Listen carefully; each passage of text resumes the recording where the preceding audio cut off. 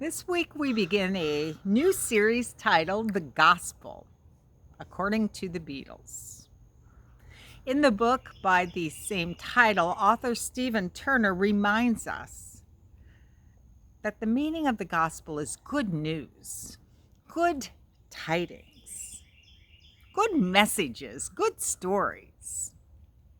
And then he goes on to say that the Beatles were received as bearers of good news.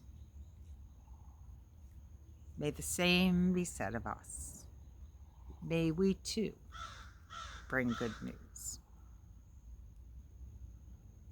Now, here's the truth about good news. Here's the truth about the gospel.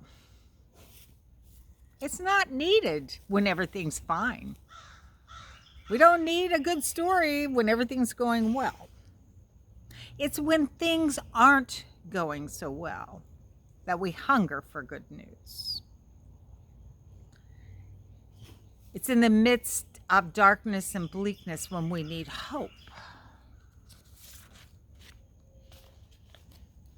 The dark times and the dark spaces, we need light so we can find our way. So when Turner writes that the Beatles were received as good news, he's letting us know that something was going on. Something was wrong back in the day. Turner also shares his belief that we humans are fundamentally religious. Now, just what is he trying to say? Well, the root of the word religious is legare and re from the Latin. Legare, religious.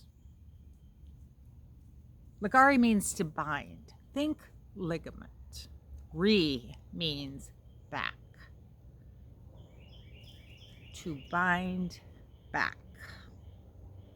Thus, the original understanding of what it means to be religious or to have a religion is to be bound back or reconnected. When Turner writes that we are fundamentally religious creatures, he's saying that we are filled with this innate desire to be bound back to our original essence, bound back to mystery, innocence, awe. For this reason, in an effort to honor our desire to be bound back and to honor our hunger and our need for the gospel, the good news, this series is filled with opportunities to look back and remember, to look back and reconnect